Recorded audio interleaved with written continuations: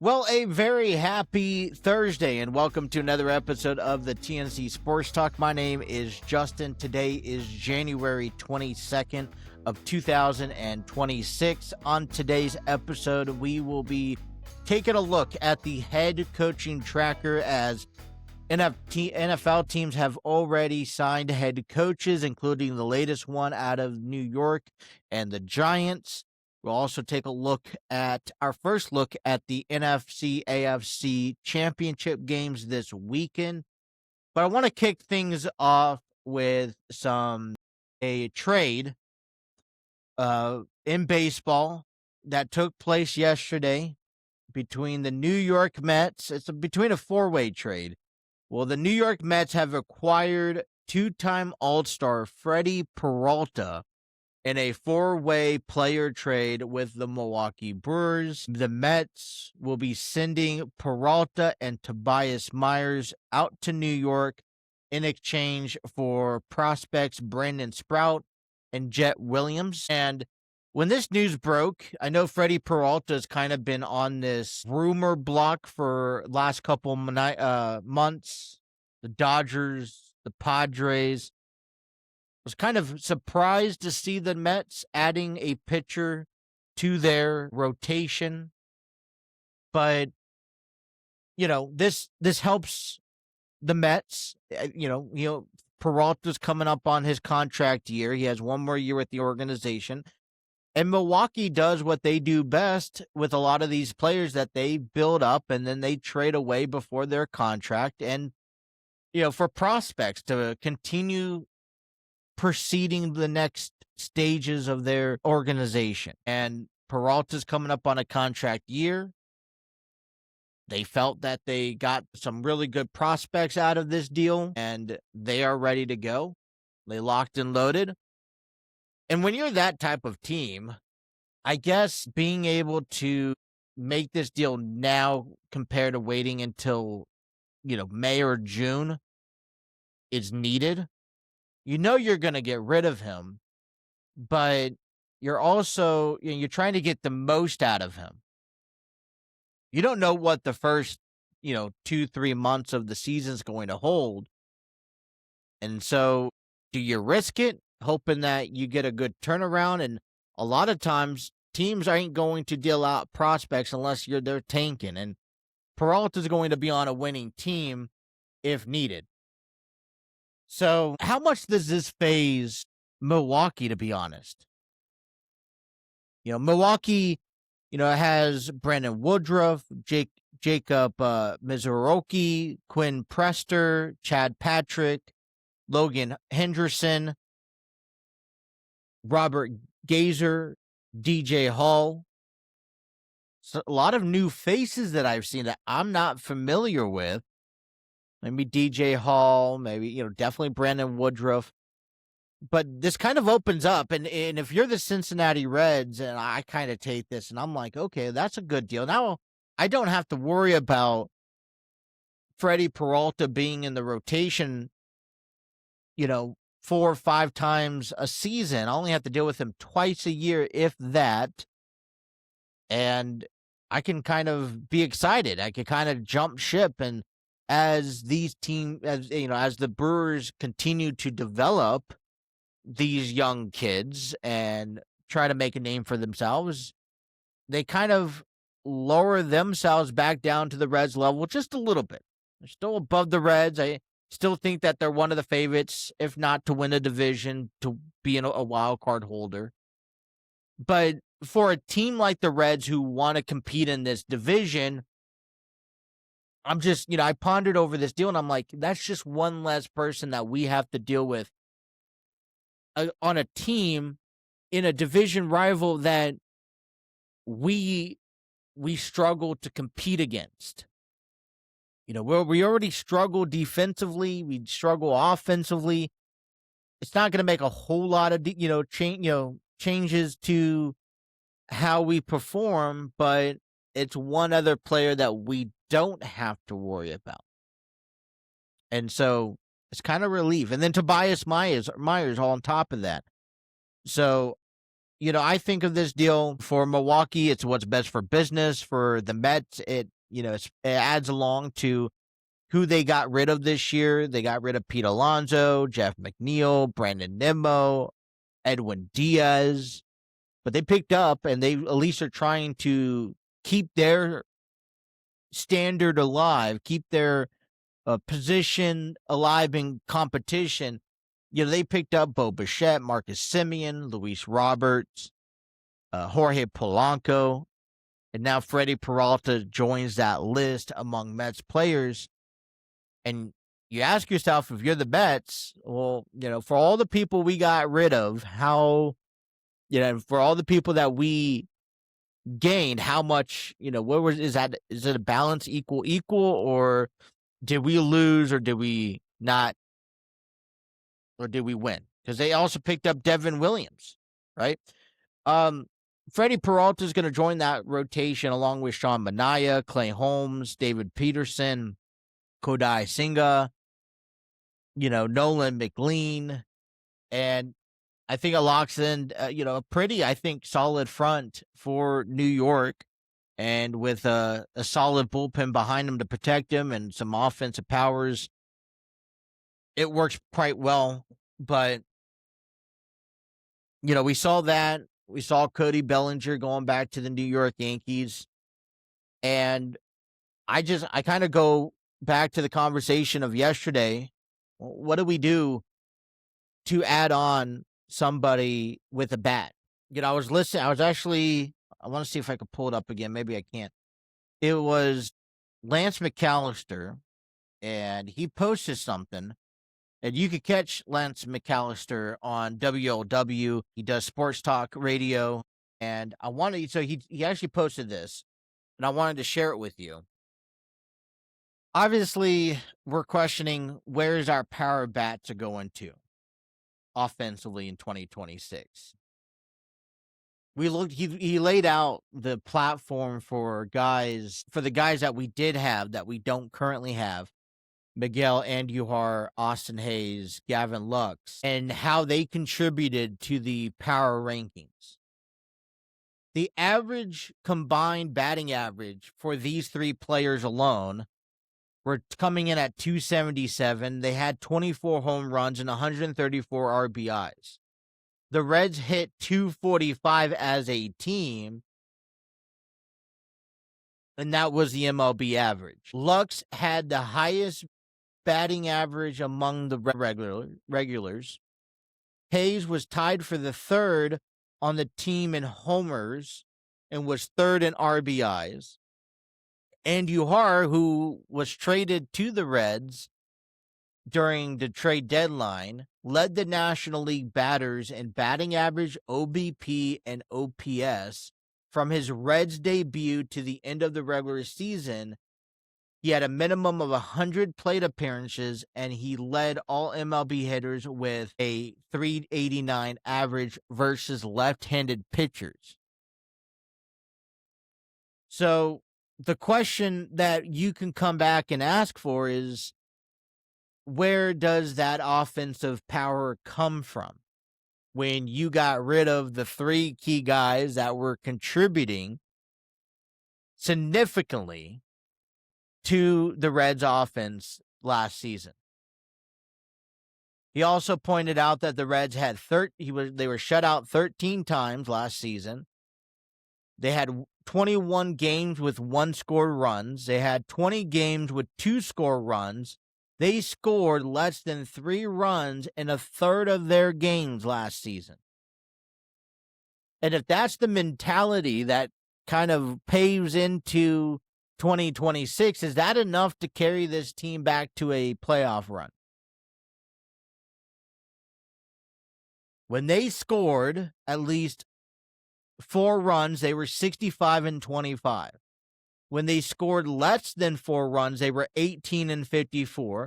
When they homered, they were 58-36, and when they didn't, they were 25-43. So the clear indication states here that the Reds' offensive bats power is going to be key for the Reds this season. And there are some people that have requested the interest of bringing back Miguel Andujar, who is a possible fit. He could play an outfield. He's a good right-handed batter, knowing that he also brings some sort of appearance towards left-handed hitters. I kind of inclined to be, all right, let's reach out to him. I honestly don't know what the Reds have to offer in 2026. We know what Ellie De La Cruz did last year, and you put an asterisk by it because half the season he was dealing with a quad injury.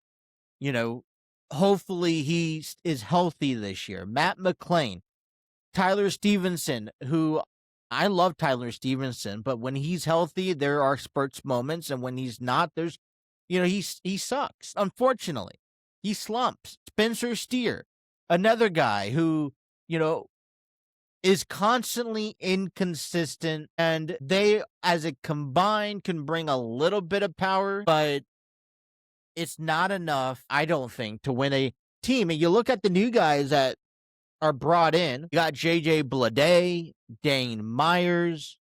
And that's kind of it, if you think about it. And the only kind of prominence that we're kind of looking forward to heading into this season is the prospect Sal Stewart.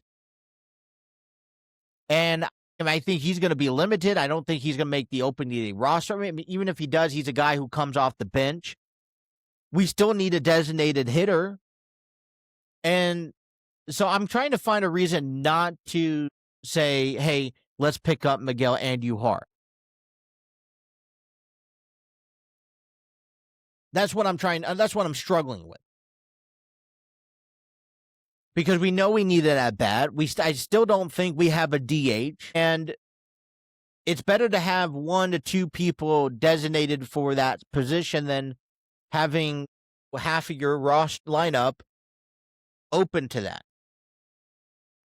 I don't think you have enough versatile or utility players all coming off the bench where you can place Steer at third or, ECS at, out in the outfield, whatever. You can't do that.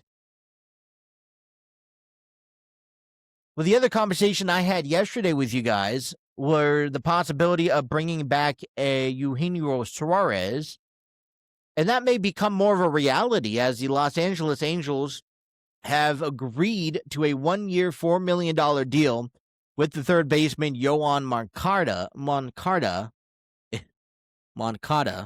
excuse me. Moncada is 30. He's batted .234 with 12 home runs. He was injured. He decided to re-sign with the Reds. It looks like the Reds may be out of the deal of Suarez. Suarez are still interested in, he was tied along with the Reds as a possible return. He also cut ties and make waves with the Pirates, Red Sox, and the Athletics. If you're Suarez right now, you may want to consider with the Red Sox, probably the top team available at the moment. But coming back to Cincinnati, where you are a fan favorite, and we hope that this time around, if so, things would be different, wouldn't be ideal. He's a third baseman, but the role would probably be either you shift him over to first or you use him as the DH. And I say, look, put him as a DH. I say you give that slot to him. You let him focus off of his offensive power. Don't worry about his defense. And you put, you keep Steer over there at first. You develop Sal Stewart over throughout the year. And then this is if you put Christian Encarnacion Strand over there at third, if you do, but if very few times you'd put Suarez on the base, and that's to give a guy like Key Brian Hayes a day off, or you need Ellie De La Cruz in that lineup. It could also be situational. But when you see a deal going back to Freddie Peralta leaving Milwaukee, they're making enough chances, enough room to develop, which is great. But if you're a team that's kind of stuck in the middle, that tells yourself, hey, we have to find a way to be better than Milwaukee, be better than Chicago this year, you look for moments like this where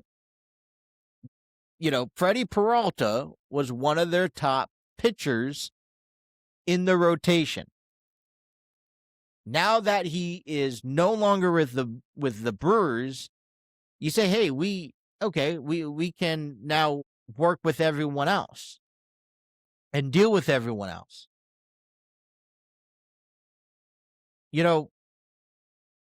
The Reds have opened up a little bit more cap space, but we're still on this notion that they're limited with money. I don't think that. I actually disagree with all of that. The Reds can go sign somebody like Suarez today if they really wanted him to. You expected 2 years, $2 million. You can make that work. Or $20 million. Miguel Andujar would probably be the cheapest route. I saw another post about possibly trading for a Nick Castellanos, bringing him back to the organization. I say let's pass on that. But the indication is clear, not only to this podcast, not only to this show, but to everyone else, that the Reds still need to add just that powerful guy. We don't need a defensive player. We need a guy who can be in your everyday lineup as your designated hitter. If he could play first, if he could play third, if he could play left field, I would presume left field would be the slot that I don't have a position for right now. If you look at this lineup, and we'll do a little bit more in the month of February, but Noelvi Marte is still going to get his fair share out there in right, probably splitting reps with Will Benson in scenarios, TJ Friedel and JJ Bleday out there in center. So who's your left fielder? Spencer Steer, use Christian Encarnacion at first and have Sal Stewart come off the bench throughout the year, transitioning. Then who is your DH? The other guy that you don't go put out there in right field? Noelvi Marte, Will Benson. Maybe Will Benson is good enough for me once in a while, but, who do you feel comfortable out there? Miguel Andujar can play left field. Spencer Steer becomes a liable designated hitter. Or the terms reverse. Suarez, designated hitter. There's some room. There's some options that we can move things around and make it work, but the Reds and Nick Krall has to make those deals. The Cincinnati Reds are involved into the top 100 prospects heading into the 2026 season. They have 3 players that will be in this that makes the top 100 list. So I want to let you know who they are. The first person coming out of the way is Rhett Lauder. He's ranked number 79. He was out last year, and so he is still eligible for the Rookie of the Year, depending how the season goes. He had a rough 2024 he had a rough first half in 2024. He only had 11 starts. He pitched a 6.52 ERA, allowed 65 hits in 48 innings. Second half, he turned things around with 12 starts, 6 runs, 65 innings with a .82 ERA, and only allowed 1 home run. Now, despite injury, I'm hoping that a Rhett Lauder, who I expect to start off in the minor leagues, is going to be someone that we would be quickly interested in picking up on and being able to utilize throughout the course of the year. I could only imagine that Chase Burns is going to come into this year with limited innings pitch, and therefore, how quickly are you going to burn through those? I don't know. Maybe it would even be an ideal to bring Burns up. You bring someone else up temporarily and then, call up Burns towards the middle or the end of the season, maybe when we need him the most in August and September. But Rhett Lauder is going to be in that conversation. Another guy that's new to me is ranked 77th overall is Alfredo Duno. I spent the entire single-A season at Dayton. He's the second, he was ranked second in the league in average with 279.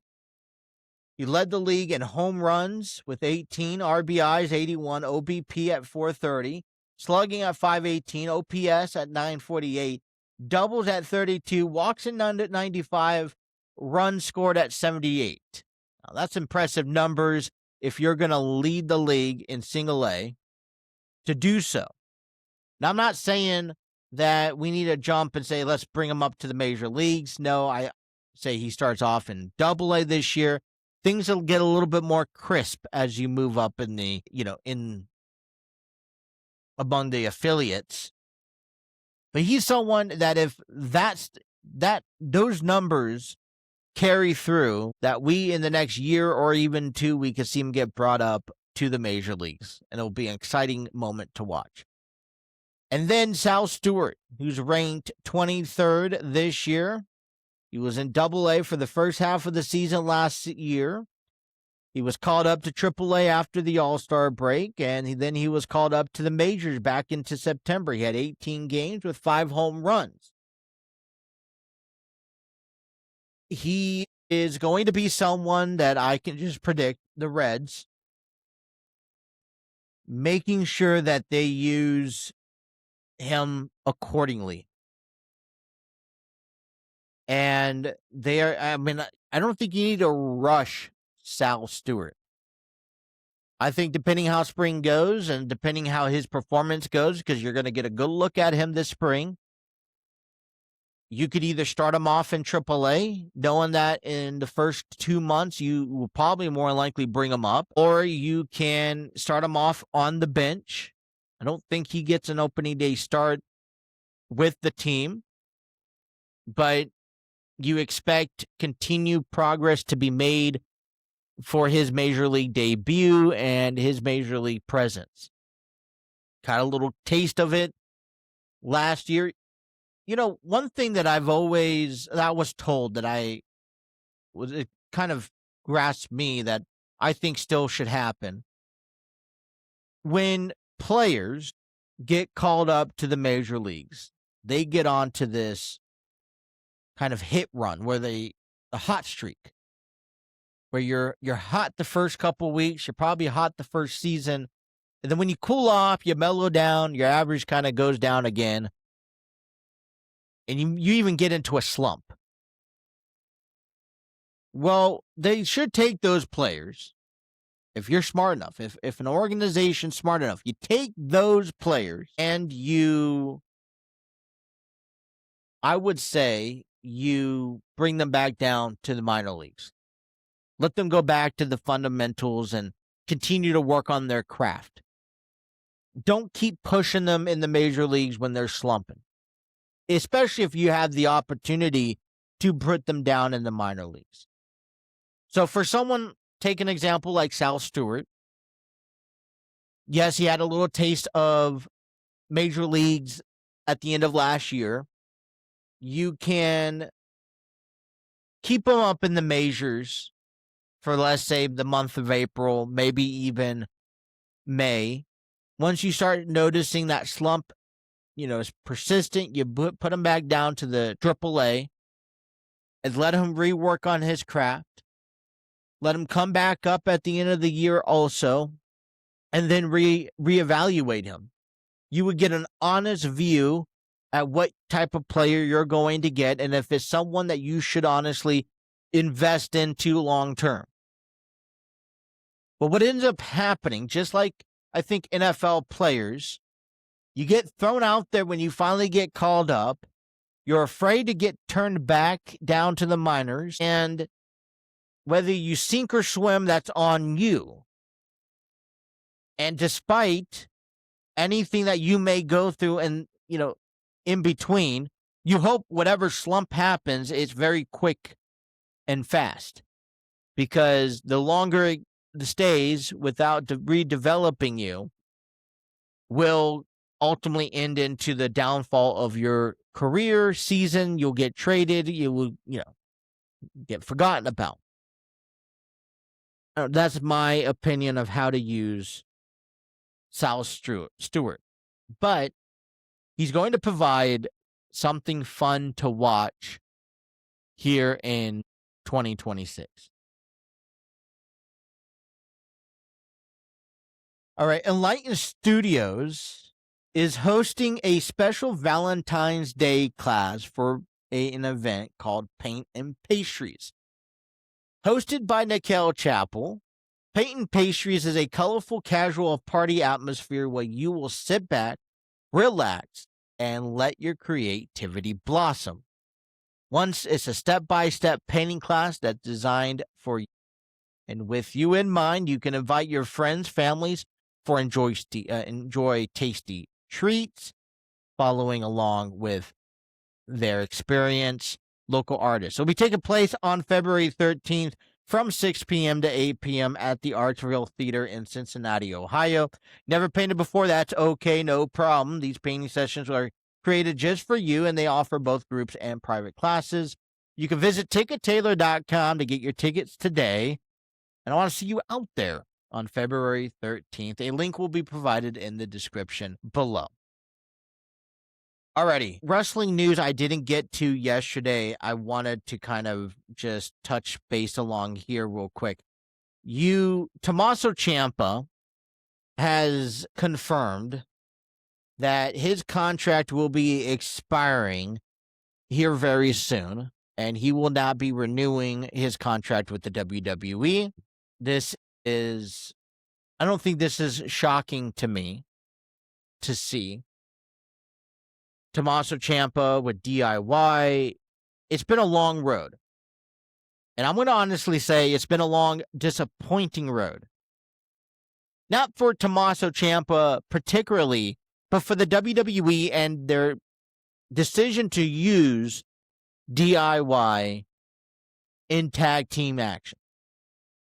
It was just a year ago that DIY were in full throttle mode in the tag team division as they were competing against the Street Profits, Motor City Machine Guns, and more on SmackDown. And when you look back on Ciampa's run in the WWE, and I'm going to relate this to NXT also, I felt like him, along with Johnny Gargano, were somebody who, for one, I don't think they ever should have separated. And for two, they should have got called up a lot sooner than what we saw. And if they were to separate, it should have been done in a storyline on the main roster. And the one thing that I get frustrated about in these situations is that when DIY got called up, they get called up, with the same momentum that they had. I don't think WWE should change the momentum and envision somebody or a group when they're down in NXT. For example, we'll see Javon Evans, Trick Williams, Obafemi. They're all making their way to the WWE and the main roster, and I think that's great. But they should not be changing their gimmick or what worked for them in NXT. It shouldn't be start from scratch, and it shouldn't be, you should carry that momentum. And this is what frustrates me the most. It's the momentum shift, because you work your way to build yourself to the top of the ladder in the WWE, but then in NXT, but then when you get brought to the main roster, you're back down at the totem pole. Well, what happened to all that momentum?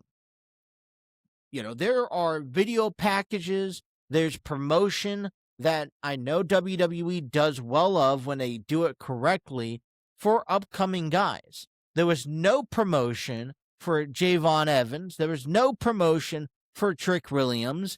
And the only promotion we're getting for Obafemi is the fact that he vacated his NXT championship. There was no promotion for Jordan, Grace. And if you want the WWE universe to have some sort of information about this wrestler, how destructive they are, how powerful they are, how dominant they are, you would show video packages on Raw, on SmackDown. You'd heavily talk about it during matches on these programs about the upcoming athlete. You show highlights. And that will give the WWE fans an image so that when that wrestler finally makes it to the main roster, they're not just this unknown person. Because there are still people out there that do not follow NXT, do not watch the product, and know nothing about what comes from this developmental brand. So, in all honesty, DIY, they grew to stardom in NXT. They had success that, in my books, would have ended off in Hall of Fame success if they just carried it over when they got called up. Their called up was not appropriate. It was way past their time. And because of that, and because of when you get called up to the main roster, you're back down at square one. You're zero. You're a nobody.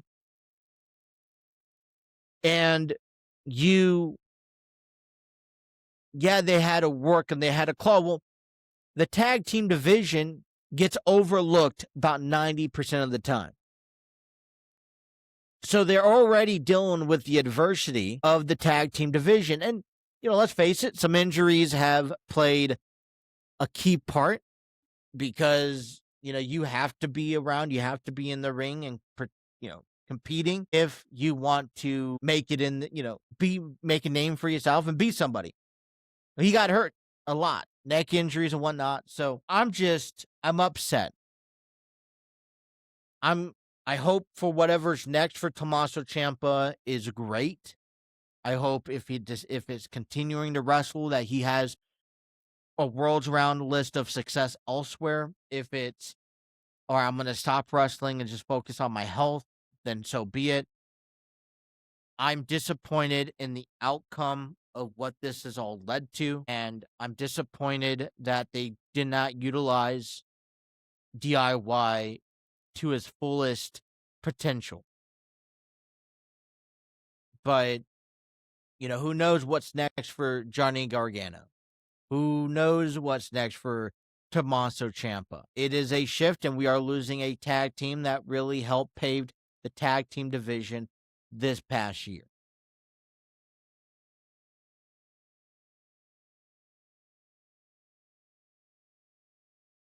There's just not much more wrestling news. Tomorrow we will get ready for SmackDown, talk about Saturday Night Main Event, and get you guys ready for the weekend. Before we get into our football conversations today, I wanted to take you back to Enlighten Studios as Enlighten Studios presents Grassroots from February 27th through March 8th. You can join Enlighten Studios at the Archville Theater in Cincinnati, Ohio, for a production worth a lifetime. Written and directed by Terry Chappell II, in a production that is inspired by the timelessness of fences and a raising in the sun. It is set in the 90s neighborhood where lawns are immaculate, but equality is far from it. Follow the Gibson family, the first black homeowners on the block, as they confront a quiet, cutting injustice of daily life. When the neighborhood mailman shows respect to every white household, but pointedly tramples across the Gibsons' carefully kept lawn, a tension standoff brews between dignity and discrimination. Told in a single set and with vivid stage direction and original music, Grassroots is a moving story of family, resilience, and the courage it takes to stand firm one blade at a time. Tickets are available by visiting tickettailor.com. A link will also be provided in the description below.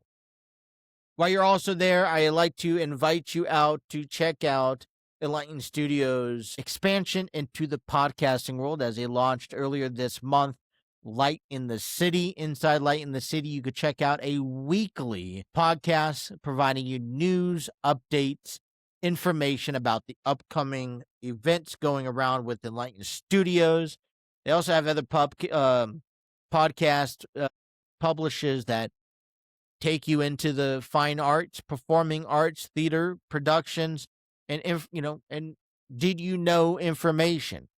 Very collaborative. I host the Enlighten Express, released every Monday at 5 o'clock. Brittany is a content creator who also publishes podcast, and you could check all of that out through the Enlightened Express on Spreaker, Spotify, iHeartRadio, and more.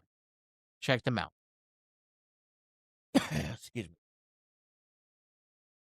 All right. Well, it's been a few weeks, and I'm actually thinking about that for a moment.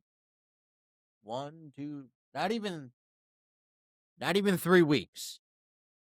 Not even 3 weeks have come and gone, and we have seen a huge shift change in quarterbacks. Now, I've talked about this time span for successful quarterbacks with joining an organization. 3 to 5 years is a typical span to win a Super Bowl with a quarterback to a team, or a head coach to a team. Not a quarterback, head coach. Well, a couple weeks ago, we've seen just an unraveling list of coaches and head coaches becoming available and being fired. Shocking ones like the Baltimore Ravens, Mike Tomlin stepping down, Miami Dolphins moving on from Mike McDaniel. Earlier this week, we saw the Buffalo Bills move on from Sean McDermott.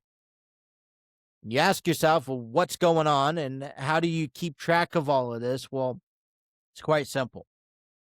About half of those teams have already signed new coaches, and I want to give you that update, and half of those teams are still in process. So let's review that. Tennessee Titans are bringing back Robert Saleh, former 49ers defensive coordinator.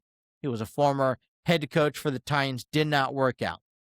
My question is what do you think that changes it? What makes you think anything changes? I think Tennessee Titans have not made zero progress with this move. Doesn't show any interest of improvement. I think they're going to still struggle. It's unfortunate. Prove me wrong. But I think it's going to be the same, different day, same issues. New York Giants, which is the recent one that I think people anticipated with. John Harbaugh, former Ravens head coach, officially signed to a contract. I'm interested in seeing who all contacted John Harbaugh. I'm also interested in seeing how was this decision between John and the Giants, how quickly was this coming up on? Because I didn't hear a lot of information about John and his interviewing processes. All I heard was that John met with the Giants a week ago. It took them some time. People were spilling it out a week ago that it was a good fit. And it was announced yesterday that John would be their head coach. But you're telling me, okay, that all the other available coaches or teams that are looking for a head coach did not at least attempt to give John Harbaugh a phone call. Is there something that I don't know about that it's been said, I didn't read it yet, or is behind closed doors between the relationship of the Giants and John to the point where he didn't need an interview or schedule any more interviews? It seemed like this was already predetermined. Felt like the Giants and John were already at an impasse of this is the direction we're going to go down, which led me to believe, did John know that they were going to depart ways with Baltimore before the season ended? Because I was listening to the manager talk, the general manager, and he seemed pretty straightforward about this comment and his statement with John Harbaugh, saying that this was the direction that was going to happen one way or another unless you won a Super Bowl, and it was time. I'm wondering how far back did they have these conversations saying, look, regardless how you end the season, we are going to let you go. Go ahead, start making calls, let people know, maybe not make it public if you don't mind, but let people know that you are interested in seeking a new position. Maybe John got up on the phone to the Giants ever since Brian Daboll got fired and said, look, there's a chance I'm going to be fired at the end of the season. Let's have a conversation. I just feel that any other team that didn't call him and didn't do their due diligence on trying to get John Harbaugh is an injustice to their franchise. I mean, I don't care if you have a head coach or not. John Harbaugh is one of the top available head coaches that were available, and anybody would be lucky enough to have him leading your team. The Atlanta Falcons picked up Kevin Stefanski, former Browns head coach. Miami Dolphins have decided to go with Packers defensive coordinator Jeff Hafley as well. So John Harbaugh, no Mike Tomlin. John Harbaugh, Kevin Stefanski is going to the NFC. And I thought it was funny. We're talking about this, Kevin Stefanski, and Baker Mayfield ends up calling him out on a Twitter post yesterday. He said, and I quote, failed to quiet the reach, pal. Still waiting on a text or call from him after I shipped off like a piece of garbage. Can't wait to see you twice a year, coach. I love it. I can't wait. I think it's great for the business of the NFC South. You're going to create a lot of controversy moving forward. Please let it hash out. Did you know this? Baker Mayfield led the Browns to 11-5 record back in 2020, reaching the playoff for the first time since 2002, and winning their first playoff game since 1994, which, by the way, that was against the Pittsburgh Steelers in the wild card round. Mayfield went 6-8 following the year before his shoulder injury, before the Browns decided to move on with Deshaun Watson. Man, this is going to kind of come into the light, come in reflection, telling me that Kevin Stefanski's relationship with Baker Mayfield only got worse, and that's what it's leading into. It's going to be fun. Teams that are still processing and interviewing. Cardinals have not yet interviewed anyone as of right now. Baltimore has a couple of finalists on the table. They have the Chargers defensive coordinator Jesse Minter. They have Anthony Weaver, Miami defensive coordinator Joe Brady, who is the Buffalo offensive coordinator. So we'll see the new direction that Baltimore goes here soon. Buffalo only had an interview with Joe Brady. Browns, Raiders, Steelers are into the second interviews. So they're moving along, but to be honest, they're not really making a whole lot of splash here. And I mean, that's fair. You still got up until the Super Bowl. I think middle of February, you'll really start, hey, who's your GMs, who's your head coaches, and you go from there and get ready for the draft. You got Brian Flores, who has agreed, after interviewing for some head coaching positions, to a new contract with the Minnesota Vikings. Flores was on an expiring contract this upcoming year with the Vikings defensive coordinator, and he's been for the defensive coordinator for the past 3 years, so nothing's really going to change there.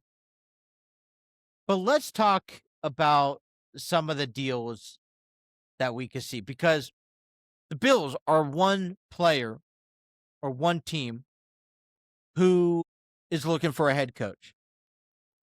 And owner Terry Pegula takes a shot at wide receiver Keon Coleman, saying that he's a deflective blame for the draft choice from Brandon Beane and assigning it to McDermott. So the Bills owner is blaming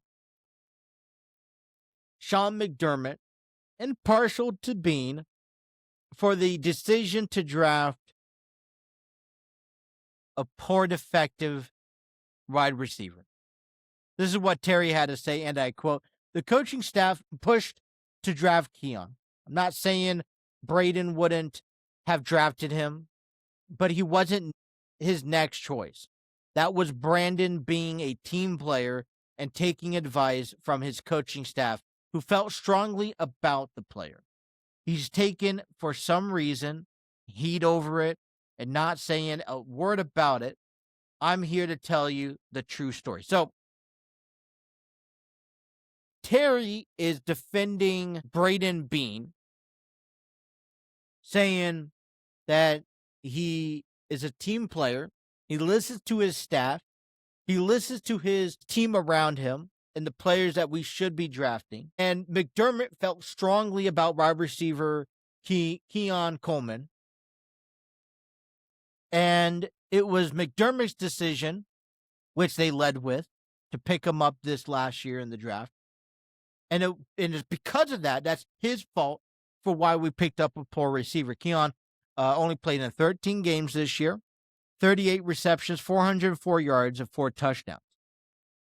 So not only you're throwing Keon under the bus saying you're a crappy player, you're making an excuse for Brandon Bean for making a draft pick and blaming someone else. And you'd also blame Sean McDermott, which explains the reason why he's no longer on the team. I think you're burning some bridges here, Terry, that you probably shouldn't be crossing.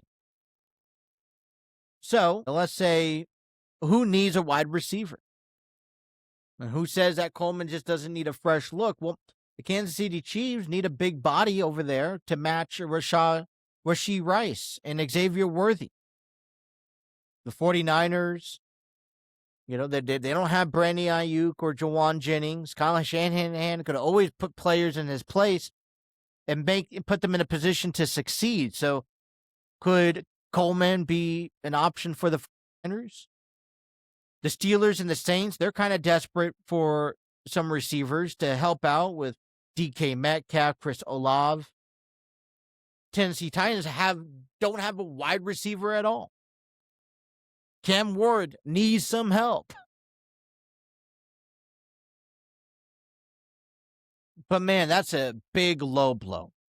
Talking about Brandon Ayuk, who didn't play a single snap last year. He probably won't play in 2020, at least for the Niners, due to contract contemplation and the season-ending knee injury. John Lynch says, and I quote, "I think it's safe to say that he's played his last snap with the Niners." San Francisco avoided a $27 million in 2026 salary guarantees, in the 4-year, $120 million contract extension that Ayuk played for and signed back in 2024. He got hurt not too long after signing that extension, and boy, it sucks. But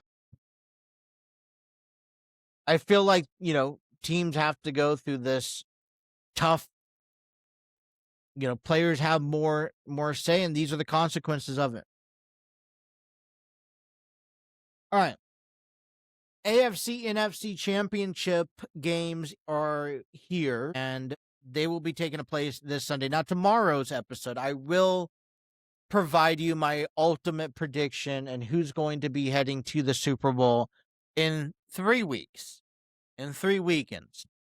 So, but on Sunday, we have on CBS at 3 p.m., we have the number 2 New England Patriots taking on the number 1 Denver Broncos.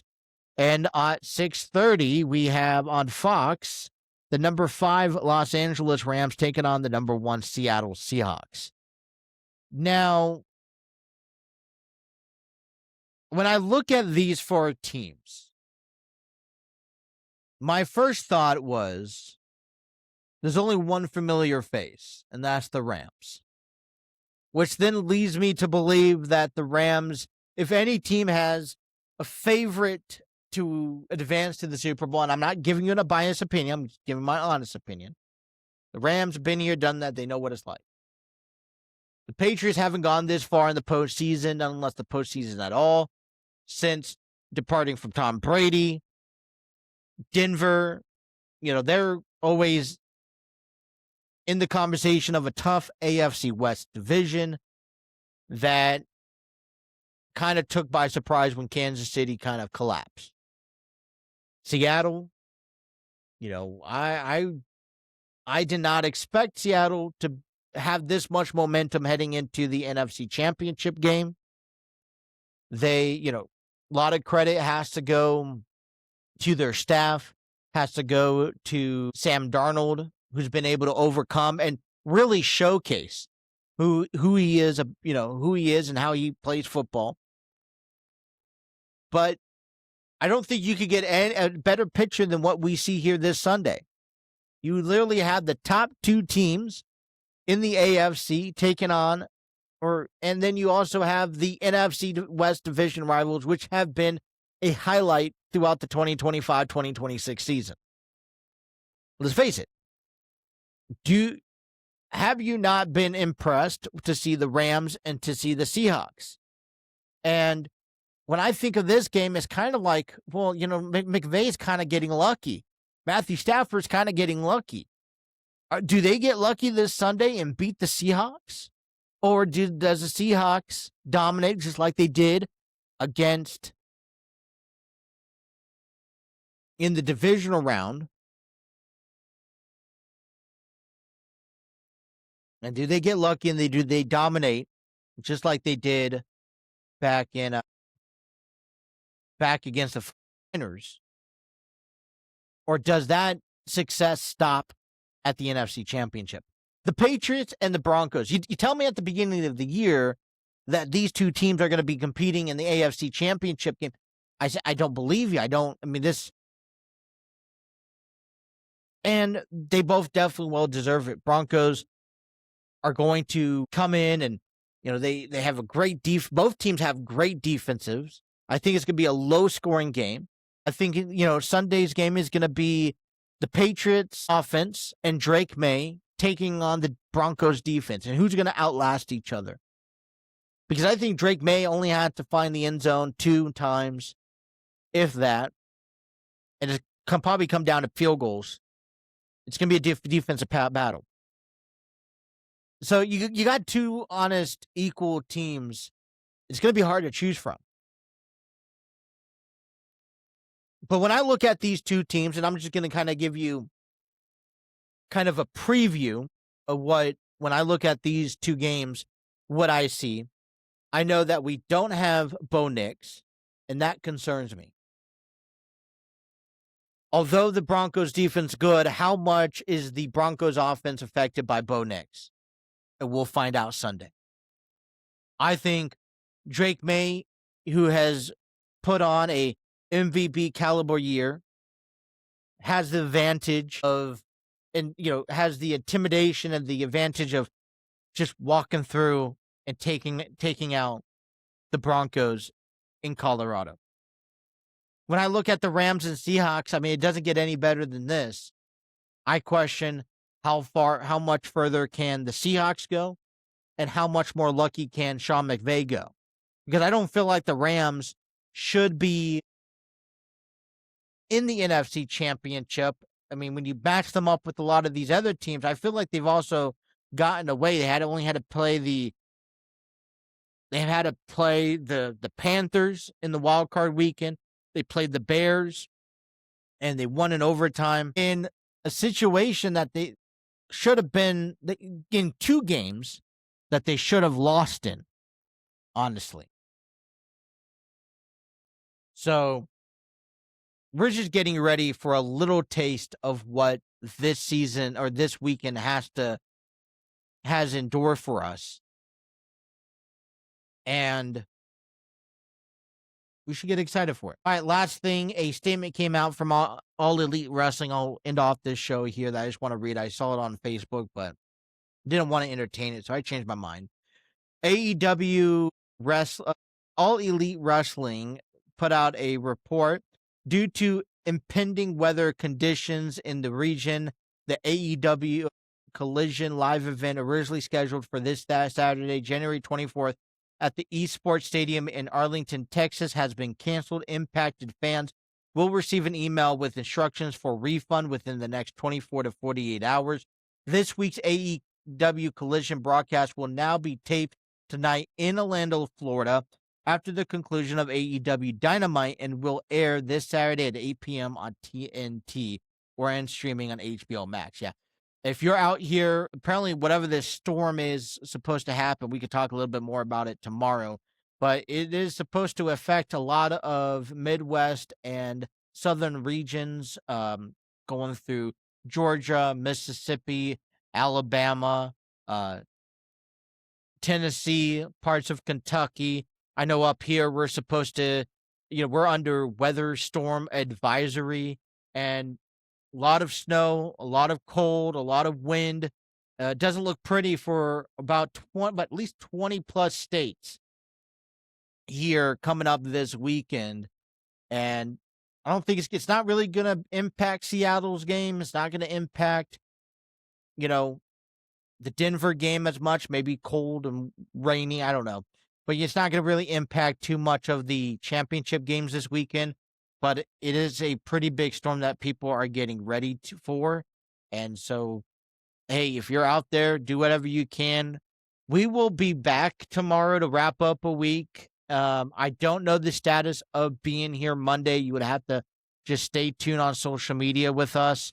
We will let you know as soon, if something happens. It all depends on inclement weather, and depending how bad we get hit. Now, the good news is, and up here, is that we're kind of just getting hit on this we're at the very top of this. So not necessarily expected to get hit a lot. A lot of times, we will say, all right, we're going to get a lot more snow. We'll predict a lot more snow and then for less, but we rather always predict than going to, receive less. So, but anyways, that's all the time I have for you guys today. I want to thank everyone for tuning in. Please be sure to follow us on our social media accounts, like, share, and subscribe us on our YouTube page, and follow us and get involved in the conversations. And you can listen to this, take us on the road with you, whether it's at work, driving, or in the office, or at the gym. Listen to us daily by following us on our podcast stations, Spreaker, Spotify, iHeartRadio, and more. Well, we'll be back tomorrow to wrap up a week of sports. Until then, you guys have a wonderful rest of your evening. Take care.